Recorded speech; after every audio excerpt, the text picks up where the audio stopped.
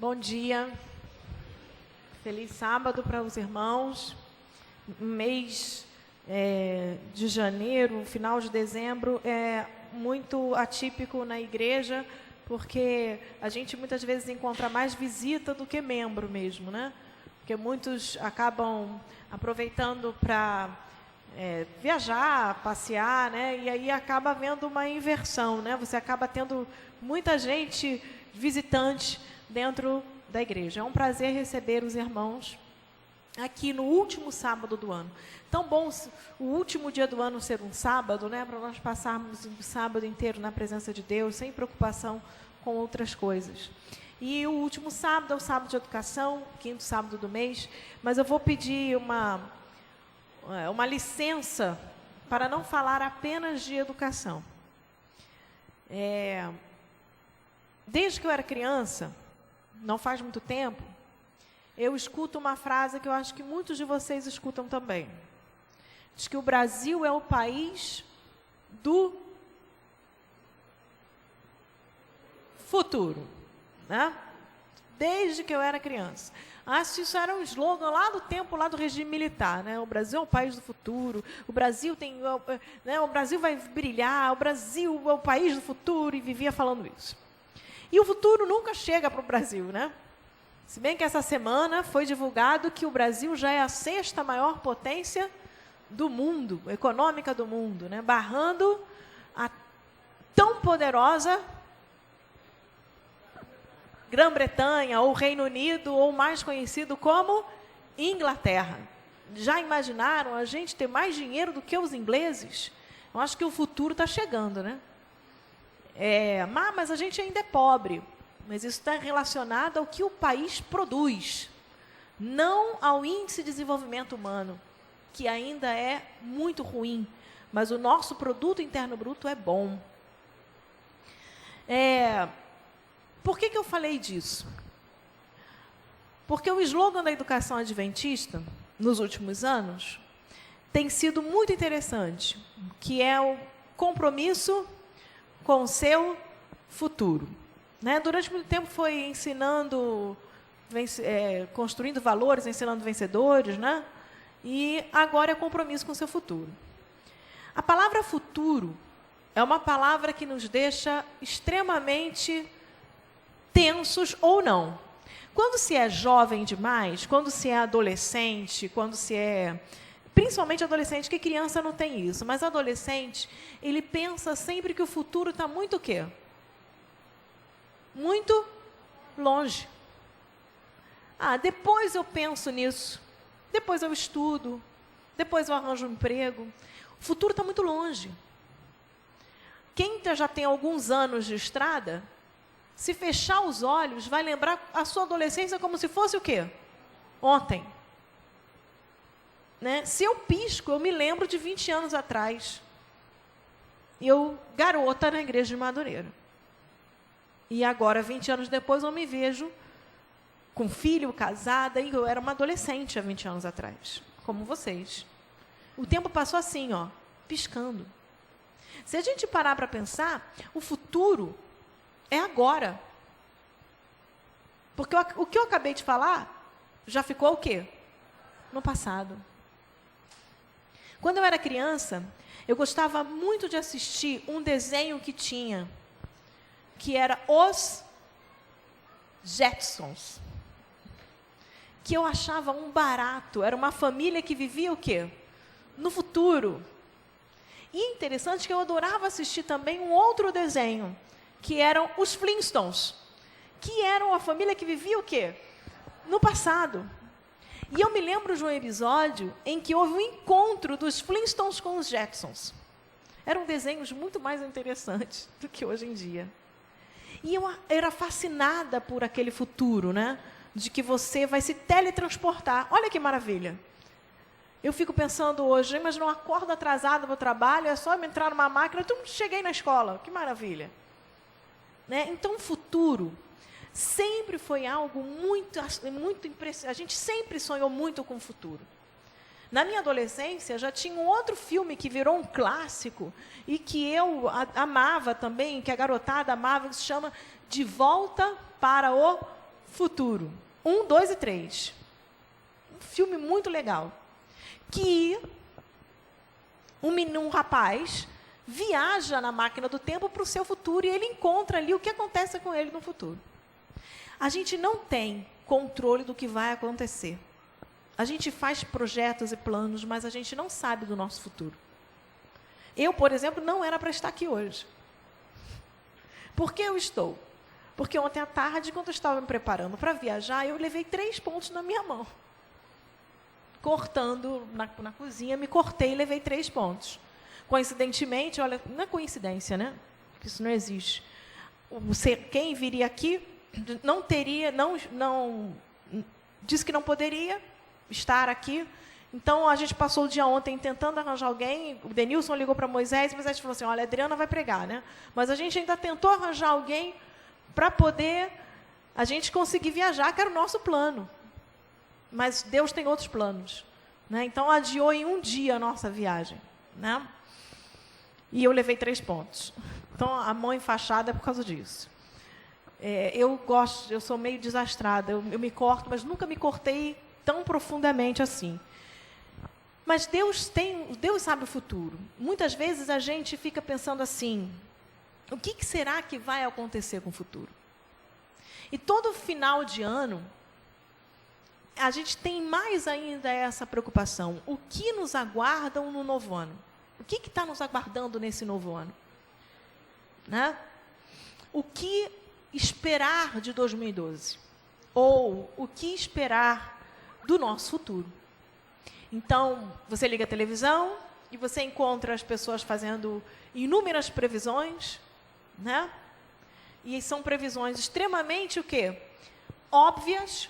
Vai ter um grande acidente, uma grande pessoa importante, uma celebridade vai morrer, né? Coisas que ninguém fala, não, quem vai morrer é o fulano, né? Mas são previsões extremamente óbvias. Mas as pessoas ainda esperam o fim do ano justamente para esperar ouvir as previsões. Porque nós estamos preocupados. Chega um momento que a gente deixa de ser adolescente e a gente passa a ter preocupação com o futuro. Agora, muita gente se preocupa, como é que eu vou viver quando eu chegar aos 70, 80, 90 anos? Porque a gente está vivendo até os 90 anos. Né? É raro uma pessoa que morre mais cedo. A longevidade do brasileiro está aumentando, graças a Deus. Então, como que eu vou estar? Será que a minha aposentadoria vai dar? Aí você começa a se planejar, né? Previdência privada, guarda dinheiro, tem que comprar uma casa, porque você pensa no seu futuro. Então, isso quando a gente sai da adolescência.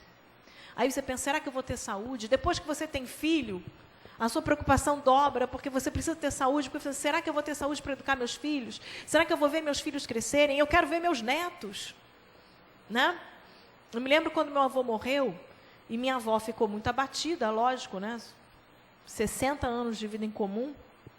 E eu conversando com ela, um mês depois, ela virou e falou assim, eu não vou me entregar, não. Não vou me entregar, porque eu ainda tenho muita coisa para ver. E você vê, ela não se entrega realmente, não. Né? Tá lá, vai fazer 85 anos. E vende lá o Avon dela, porque ela não se entrega. A dor ainda acompanha ela até hoje, com certeza.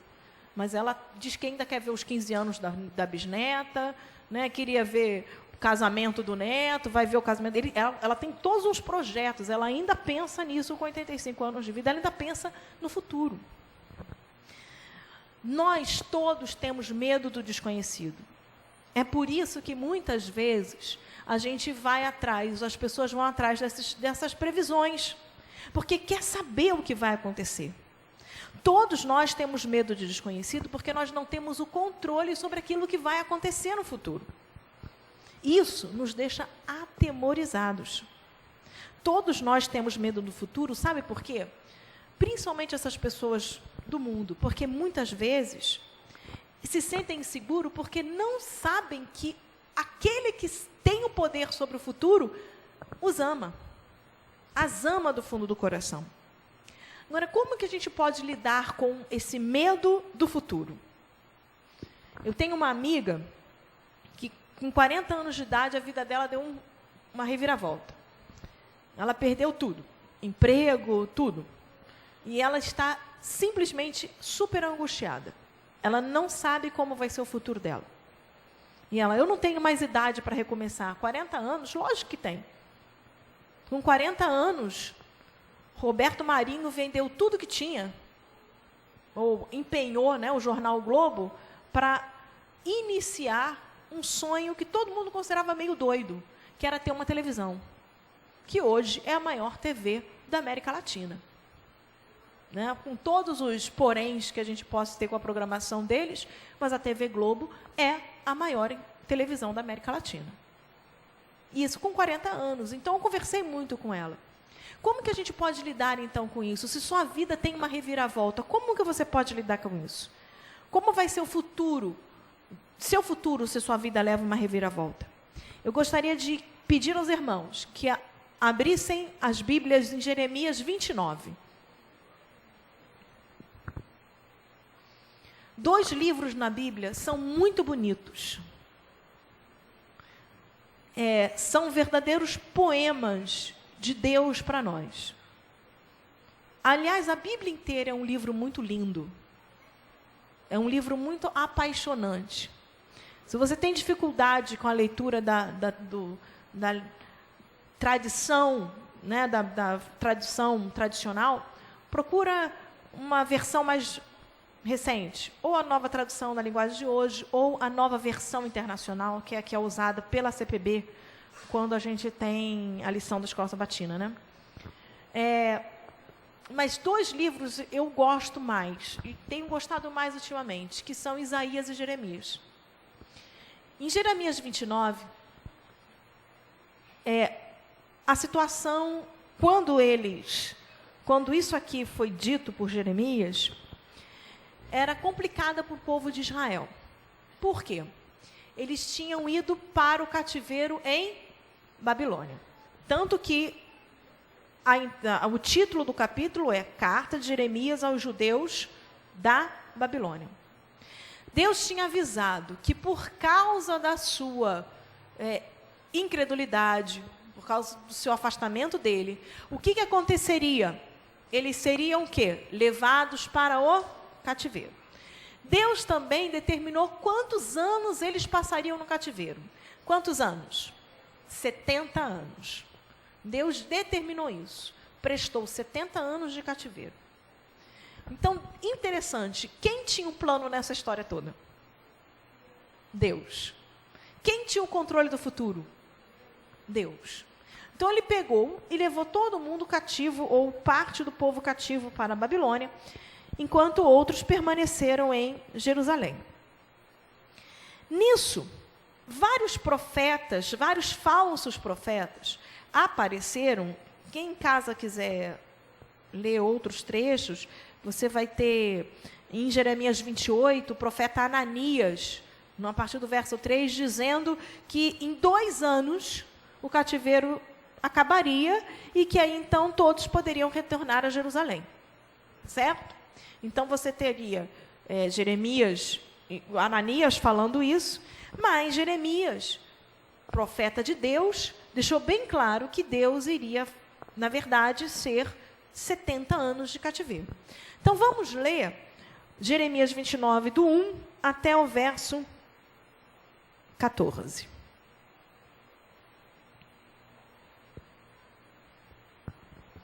Eu escrevi uma carta aos judeus que Nabucodonosor havia levado como prisioneiros de Jerusalém para a Babilônia. Autoridades, sacerdotes, profetas e todo o povo.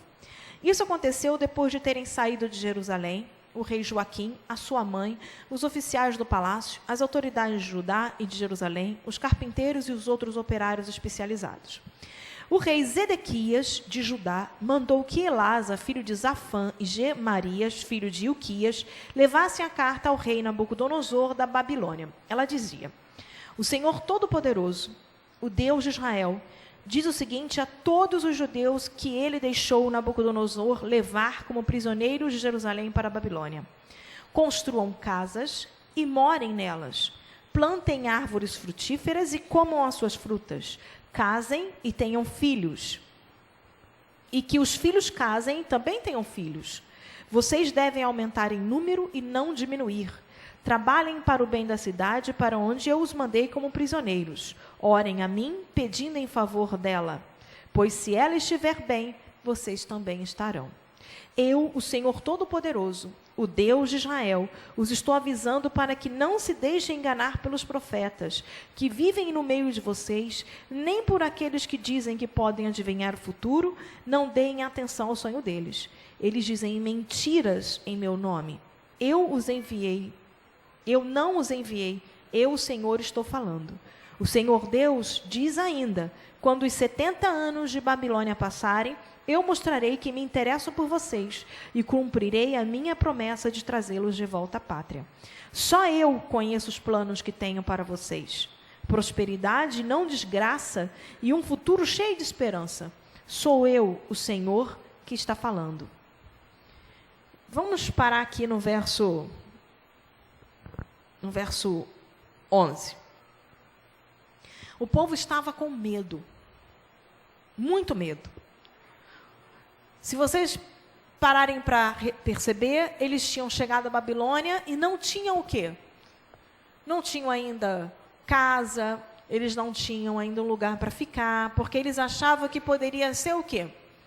Temporário. E a ordem divina foi, não, construam casas, vivam, casem, tenham filhos, multipliquem-se. 70 anos vocês ficarão aí. E o povo estava muito confuso. Por quê? Será que são 70 anos mesmo? Porque outros falsos profetas, como o texto mesmo diz, estavam dizendo que não. O povo estava tentado a ouvir o que não era de Deus. Sabe por quê? Porque quando nossos sonhos, ou quando o nosso medo é muito grande, a gente tem a tendência a tentar escapar. E a gente tem a tendência a querer ouvir aquilo que a gente quer e desconsiderar, muitas vezes, a verdade que é importante para a gente, mas que a gente não quer ouvir. E era mais ou menos isso que o povo estava. O povo estava se sentindo meio que abandonado, estava longe de Jerusalém, o povo estava solitário. E muitas vezes, a angústia acaba também trazendo solidão. Então, como lidar com o medo do futuro? Primeiro, vivendo sem medo.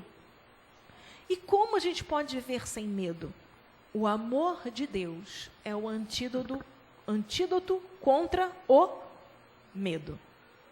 A presença de Deus em nossas vidas é a maior proteção que nós podemos ter contra o medo. Quando nós lidamos com o medo do futuro, do que está para acontecer e a gente não sabe por quê, a gente deve lembrar de algumas coisas. Primeiro, Deus é o Deus do nosso futuro. Isso está bem claro em Jeremias 29:11, quando ele diz, só eu conheço os planos que tenho para vocês. Prosperidade e não desgraça, e um futuro cheio de esperança. E ele ainda deixa bem claro, sou eu, o Senhor, quem está falando. Então, primeiro, medo do que vai acontecer no ano que vem, medo do que pode acontecer quando sair daqui, medo do que vai acontecer da viagem que você vai fazer hoje, amanhã, depois de amanhã. Como? Medo de quê? Deus é o Deus do nosso futuro. Não precisa ter medo. O nosso futuro está nas mãos de quem? De Deus. Outra coisa muito importante, Hebreus 4, verso 13.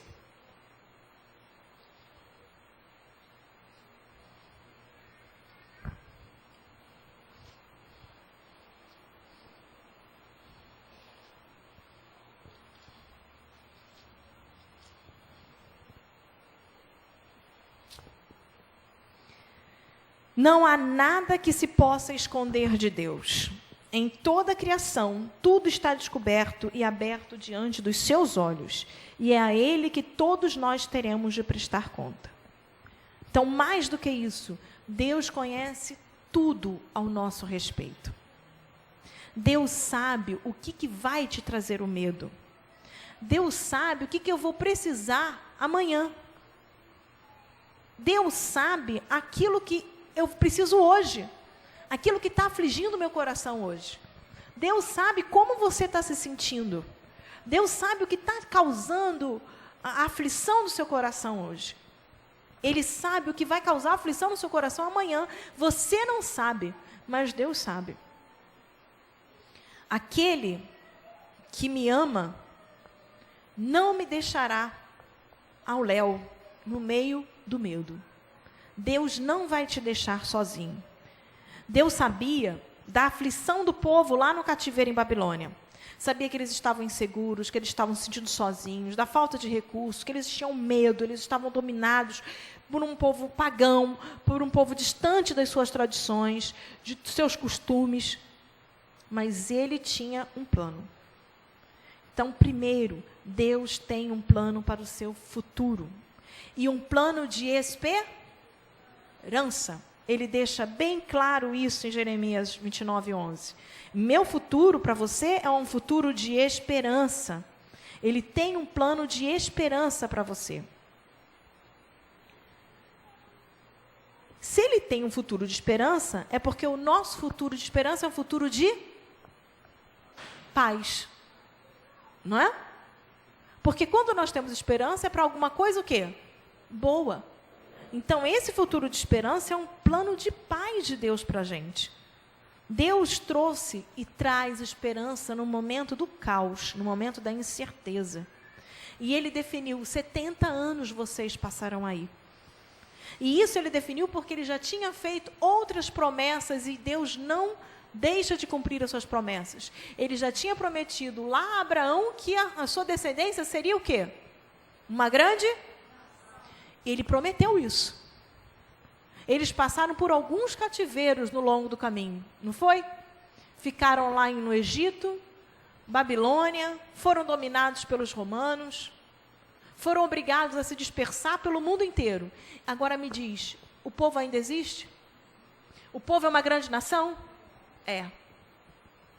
Então Deus tem um plano e Ele cumpre esses planos. E Ele falou, vocês serão, Israel será uma grande nação. E Ele cumpriu isso. Os planos de Deus para a minha vida, para a sua vida, incluem paz. Então, quer dizer que se eu vou ter paz, eu vou viver o quê? Sem problema nenhum, não é isso? Eu vou viver completamente em paz, eu não vou ter problema, e minha família vai se dar muito bem, né? Eu vou ter dinheiro, minha vida vai ser maravilhosa. Não. Exatamente. Paz é o contexto de que Ele vai estar o quê? Do seu lado, te dando poder para enfrentar as aflições da vida. Ter paz é ter um relacionamento com Deus. Um relacionamento com quem pode proteger você no meio das tempestades, no meio das aflições. Isso é ter paz.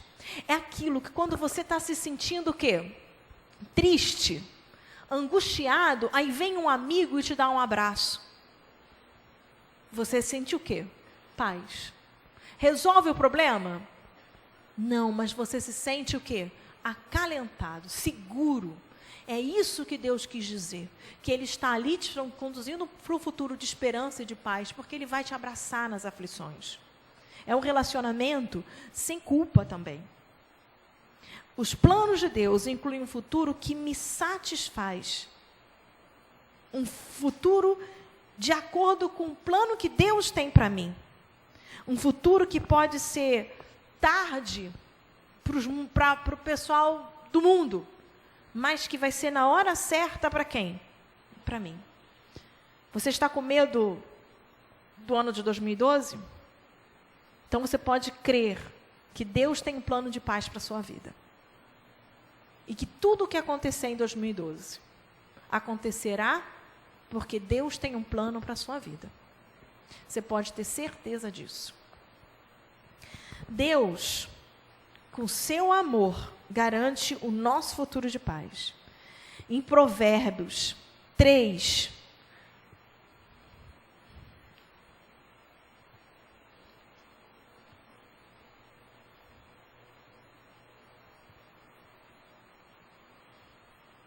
Um sábio escreve muito bem.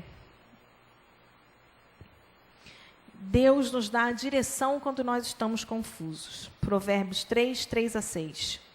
Não abandone a lealdade e a fidelidade. Guarde-as sempre bem gravadas no coração. Se você fizer isso, agradará tanto a Deus como os seres humanos. Confie no Senhor de todo o coração e não se apoie na sua própria inteligência. Lembre de Deus em tudo o que fizer e Ele lhe mostrará o caminho certo. Muitas vezes, quando a gente está sem direção, muita gente procura o quê? Tem gente que não sai de casa sem consultar o quê? O horóscopo, né? Vou lá ver meu horóscopo. Ou então, toda semana tem que ver o horóscopo da semana, né? Porque precisa ver atenção, eu estou confuso, eu preciso tomar uma decisão. Aí vai na cartomante, né? Vai consultar mapa astral, ou até mesmo vai procurar o pastor da igreja, vai procurar um ancião da igreja. Não que não tenha que fazer isso. Aliás, são pessoas que podem te ajudar realmente a tomar decisão, no caso do pastor e do ancião, né? Corta as outras. Mas você vai ajudar você. Eu preciso tomar uma decisão. Procure alguém, mas ninguém pode te mostrar realmente o caminho que você deve seguir como Deus. Através da oração. A direção que Deus providencia está relacionada com a minha decisão de não confiar em mim mesmo e confiar naquilo que Ele o quê? Quer. Quantas vezes você pede, Senhor, me mostra o caminho. Me mostra se é isso que eu tenho que fazer. Aí você vai e pede, Deus mostra, porque Deus mostra. Se você pedir, Ele mostra. Ele mostra. E você vai e faz o quê? Ah, mas eu queria tanto. Aí você ignora aquilo que Deus mostrou para você. Aí no futuro, o que vai acontecer? Você vai ver que Deus te mostrou algo, a decisão que você deveria ter tomado e que você não tomou por teimosia. Perceba que Ele só pode conduzir o nosso futuro se a gente entregar isso o quê? Nas mãos dEle. Era como se a gente fosse um terreno, nós somos um terreno. Você chega e fala assim, eu vou plantar aqui. Você sabe que para você cultivar, você precisa o quê? Saber cultivar. Então, você tem que se preparar para isso. Você tem que preparar também o quê? O terreno, o solo. Você tem que saber se aquele solo é propício para aquilo que você está querendo plantar. Nós somos o solo. Deus está cultivando. E nós temos que deixar Ele nos cultivar. Dizer ou não, é melhor plantar feijão e não arroz, porque aqui não é solo para arroz. Ah, mas eu prefiro arroz. Deixa plantar feijão. Então, Ele só pode nos dar um futuro de paz. Ele só pode controlar o nosso futuro se nós deixarmos Ele fazer isso. Uma outra coisa. Quando a gente está indeciso, o inimigo de Deus percebe. E ele sabe que uma mente indecisa, ela está muito propensa a ceder às tentações. Então, ele vai atacar, ele sabe qual é o seu medo. Eu tenho um medo. Cada um aqui tem um medo, e ele sabe qual é. Então, ele vai atacar, as tentações virão para isso. Em 1 Coríntios 10, 13...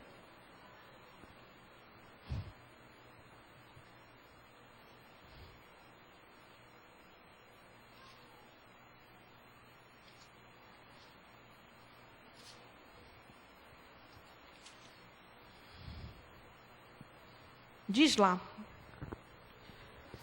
as tentações que vocês têm de enfrentar são as mesmas que os outros enfrentam, mas Deus cumpre a sua promessa e não deixará que vocês sofram tentações que vocês não têm forças para suportar.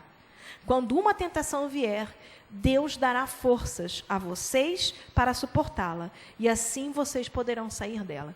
Vocês sabem o que significa tentação? Eu fui no dicionário. Tentação diz assim: indução para desobedecer um princípio bíblico. Teste e provação são as mesmas. No grego, teste, provação e tentação têm a mesma origem. O medo vai revelar nossas fraquezas.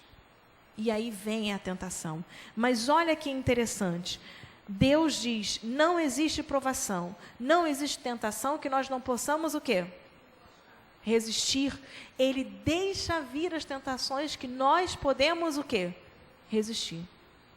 Quando nós caímos, é porque nós desistimos de confiar que Deus vai cumprir essa promessa. Por isso nós caímos nas tentações.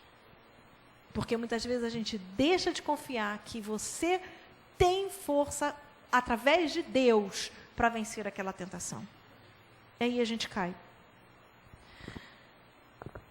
No mundo hoje, um dos grandes problemas com relação ao futuro, o medo que o futuro traz, de como vai ser, é o estresse.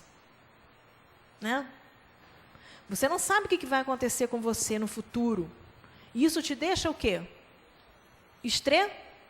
Extremamente estressado. Né? Há uns 2 sábados atrás, 3 sábados, um grupo de amigos foram almoçar lá na minha casa. E eu tenho uma amiga muito estressada. E o marido dela estava falando assim, eu já falei para a gente ir morar no interior, mas ela não quer. Aí eu falei para ele, você vai colocar ela no meio do mato e não vai adiantar.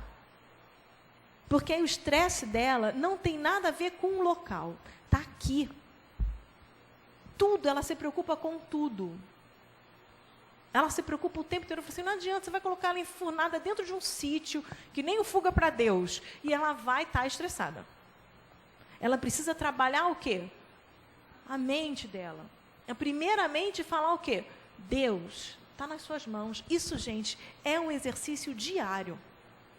De orar, de pedir a Ele. Não vai ser na primeira, na segunda, na terceira, ainda vai demorar muito tempo. Mas você pode ter certeza que se você entregar, a paz vem. Mas pode ter certeza disso. Então, muitas vezes a gente pensa assim, eu não vou conseguir. Isso está muito difícil.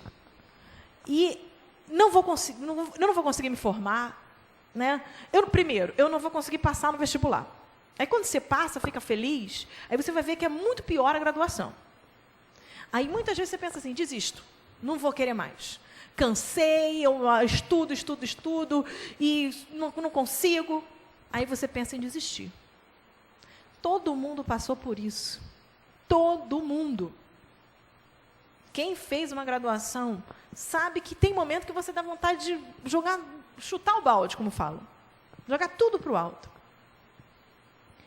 Vai ter momentos que você vai tentar fazer isso, a mesma coisa na sua vida, no seu trabalho, na sua família, dá vontade de mandar, não quero, sai daqui, eu quero ficar sozinha. Isso porque muitas vezes você não sabe o que vai acontecer. Pô, às vezes eu pensei assim, poxa, eu estou estudando pra caramba, para quê? Né? Aí vem o estresse. E quem é que vai aliviar o seu estresse também? Quem alivia o seu estresse? É mudar lá para o interior? Sim, ajuda, lógico. Mas o alívio primeiro do estresse está em Isaías 43.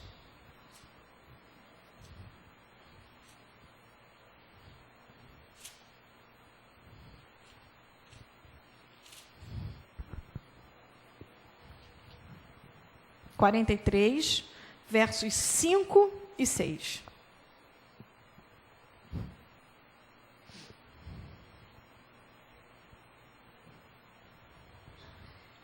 Ordenarei ao norte que os deixe sair, e direi ao sul que não os segure. Dos lugares mais distantes do mundo, deixem que os meus filhos e minhas filhas voltem para casa.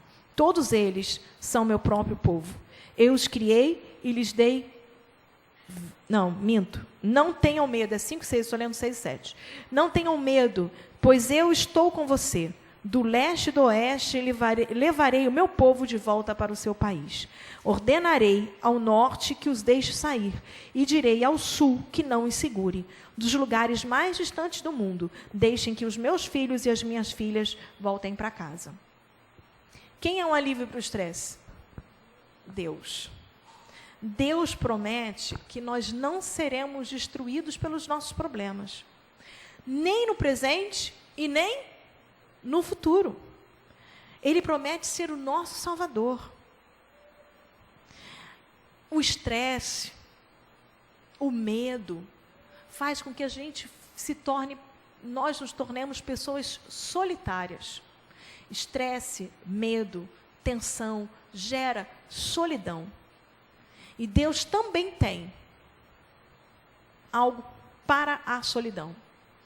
Hebreus 13.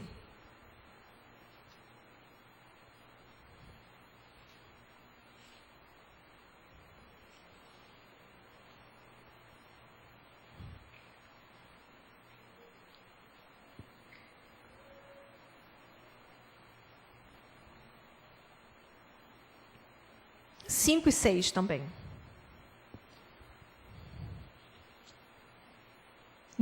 Não se deixem dominar pelo amor ao dinheiro e fiquem satisfeitos com o que vocês têm, pois Deus disse: eu nunca os deixarei e jamais os abandonarei. Portanto, sejamos corajosos e afirmemos: o Senhor é quem me ajuda e eu não tenho medo, pelo qual o que pode alguém me fazer? Quem é, então, o nosso amigo em todas as horas, quando nós estamos nos sentindo sozinhos? Quem é um alívio para o estresse? Quem é que controla o nosso futuro? Ele controla o nosso futuro quando nós o quê? Permitimos, quando nós deixamos. E qual é o plano final de Deus para nós? Vocês sabem qual é o plano final de Deus para nós? Vamos voltar lá em Jeremias 29. Ele teve um plano para o povo de Israel. E ele tem um plano para a gente também. Qual o nosso futuro? Qual o futuro que ele quer para a gente? A gente leu 29 até o 11, vamos para o 12. Então vocês vão me chamar e orar a mim, e eu responderei. Vocês vão me procurar e me achar, pois vão me procurar com todo o coração. Sim, eu afirmo que vocês me encontrarão, e eu os levarei de volta à pátria. Eu os ajuntarei de todos os países e de todos os lugares por onde os espalhei, e levarei vocês de volta à terra de onde os tirei, e levei como prisioneiros. Eu, o Senhor, estou falando. Ele quer o quê? Qual o nosso futuro? Voltar para a nossa terra, voltar para casa. Esse é o nosso futuro. E todo o caminho que ele faz para a gente é para que a gente possa chegar nesse nosso futuro. Para terminar, sabe quando a gente é criança e a gente está aprendendo a andar? Né? Como que a gente aprende a andar? Outro dia eu estava chegando em casa, e eu tenho um vizinho que a filha dele teve um netinho dele está fazendo 1 ano. E ela estava lá com o menino na rua, né? Aí todo mundo, daqui a pouco ele anda. Ela, não vejo a hora. Né? Eu falei assim, coitado, quando ela vê que ele anda, que ele vai mexer em tudo, que ele vai quebrar, que ele vai... Né? Melhor no tempo que estava no colo. E ela estava assim, não aguento mais. Mas como que a gente aprende a andar? Sem caindo, com alguém o quê? Nos segurando, nos ajudando. Colocando, né, o pai aqui, a mãe aqui, ou o avô e a avó, e fazendo o quê? A criança o quê? Andar. É isso que Deus faz com a gente. Quando a gente vai aprender a andar de bicicleta, primeiro a gente anda o quê? De rodinha. Né? Aí depois o pai, a mãe, o avô ajudam sem o quê? Sem rodinha. Sempre o quê? Segurando. A gente está nesse mundo aprendendo. E quem que segura a gente? Deus. Não precisa ter medo do futuro, porque Ele está o quê? Segurando a nossa mão. Para terminar, mais 2 versos. Eu falei para vocês de como Isaías é um livro bonito. E eu vou ler 2 versículos de Isaías que mostram por que a gente não tem que ter medo do que vai acontecer no futuro, do que vai acontecer em 2012. Isaías 41, verso 10. Isaías 41, verso 10. Não fiquem com medo, pois eu estou com vocês. Não se apavorem, pois eu sou o seu Deus. Eu lhes dou força e os ajudo. Eu os protejo com minha forte mão. Como o pai protege o filho quando ele está andando ou quando ele está aprendendo a andar de bicicleta. Ele nos protege com sua forte mão. Por quê? Sabe por quê? Isaías 40, verso 31. É só na outra página. Porque os que confiam no Senhor sempre recebem novas forças. Voam nas alturas como águias, correm e não perdem as forças. Andam e não se cansam. Os que esperam no Senhor são como águias, que estão nas alturas. Que um animal lindo é a águia voando. Ele nos protege. Seja como águia em 2012. Não tema o seu futuro. Não precisa temer o futuro. Entregue o teu caminho ao Senhor, confia nele e o mais ele fará. O nosso futuro deve estar nas mãos do Senhor do futuro. Paz, é isso que ele quer nos conceder e nos dar. E ele quer o quê? Qual o nosso futuro? Salvação. Ele é o nosso juiz. Muitas vezes, na nossa visão humana, a gente pensa assim, um juiz, ele está ali para o quê? Para condenar. É isso. Porque, geralmente, a pessoa que está num júri, a gente automaticamente imagina que aquela pessoa é o quê? Culpada. Mas quando a gente fala de o Senhor é o nosso juiz, né, é o significado do nome do meu filho, Daniel. O Senhor é o meu juiz. É porque ele é o nosso quê? Libertador. É aquele que faz justiça e que vai voltar para nos trazer a nossa salvação. Que Deus nos dê um ano abençoado, um ano em que nós possamos estar juntos, unidos no propósito de louvar e engrandecer o nome de Deus. Em nome de Jesus Cristo, o nome de Jesus Cristo, que Deus possa fortalecer essa igreja, cada família aqui, cada plano e projeto que nós possamos ter para 2012. Que Deus nos abençoe. Amém.